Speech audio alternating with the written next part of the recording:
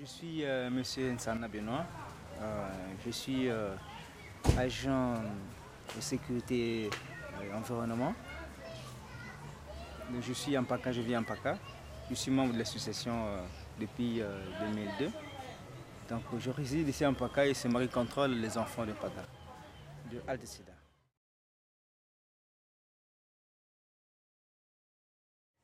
L'action menée, c'est une action qui a consisté à rechercher les enfants orphelins de père et de mère dû à cette pandémie, le sida. Donc mon action c'était celle-là, rechercher dans le quartier de Mpaka où je réside, ces enfants qui sont dans cette situation.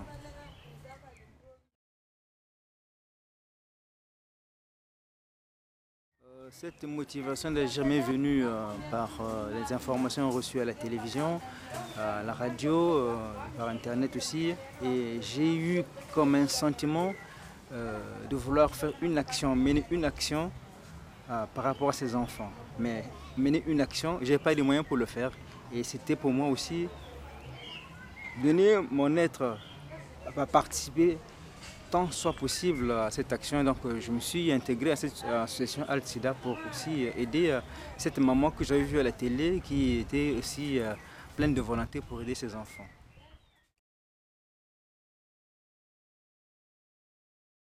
Oui, des moments difficiles, ça ne peut pas manquer. Là où il y a des gens, ça ne peut pas manquer. Quand je suis arrivé à l'association, on était nombreux. J'ai trouvé beaucoup de jeunes filles, des messieurs, ainsi de suite.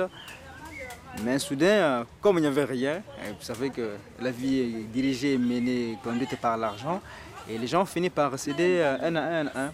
Donc à un moment donné, on est resté un effectif très réduit, et peu de personnes, et c'était un moment très difficile parce qu'il fallait parrainer tous les quartiers, et ça n'a pas été facile. Ça, c'est le moment difficile.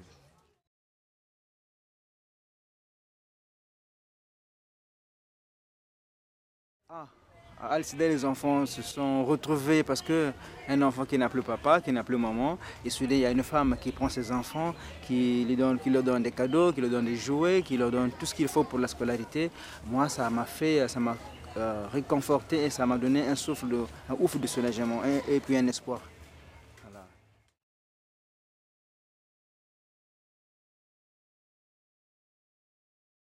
Oui, culturellement, ça m'a enrichi parce que comprendre le sentiment d'un enfant qui n'a pas de papa, qui n'a pas sa mère, qui n'a pas son père, communier avec cet enfant-là, créer un amour envers cet enfant-là et qu'il puisse avoir de l'espoir pour la vie, de l'espérance pour la vie, pour moi c'est un grand souvenir. Et je suis ce papa-là qui, quand je passe vers voir les enfants, ils sont très contents de me recevoir, ils me prennent pour leur papa et ça me réjouit.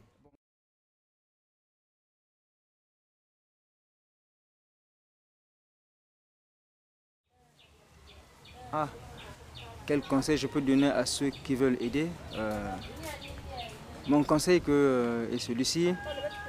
La Bible nous demande de prendre soin des orphelins. La Bible demande de prendre soin des orphelins. Et ici aujourd'hui, l'opinion internationale, du point de vue international, des associations sont créées. L'ONU est là. Et non seulement l'ONU, il y a des associations intérimaires qui sont là en train d'aider les enfants qui n'ont pas de parents, qui n'ont pas de soutien. Et moi je pense que s'il y a des gens qui ont des moyens, qui peuvent le mettre à la disposition de ces enfants-là, moi je pense que ce serait une très bonne action. Donc moi mon vœu que ceux qui ont de l'argent, ceux qui les gardent dans les maisons, et l'argent pourri dans les banques, ils meurent, ils laissent de l'argent. L'argent c'est un bien matériel qui finit par périr et quand on meurt on n'emporte pas l'argent. Mais si vous avez des moyens, mettez cet argent-là au service de l'humanité afin que les gens vous rendent témoignage. Et c'est la famille, c'est votre famille et c'est vous-même. Et tout le monde on en parlera. Et ça, Dieu vous sera très reconnaissant.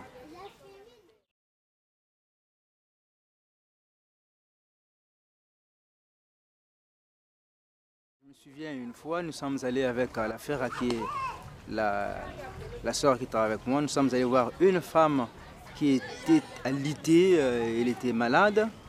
Et cette femme-là a failli couper le souffle devant nous. C'était très très loin de nos quartiers ici, un quartier périphérique à la centrale électrique d'Ongoyo. Nous sommes allés voir cette femme-là, elle était couchée sur une natte et personne à ses côtés. Il n'y avait que sa fille.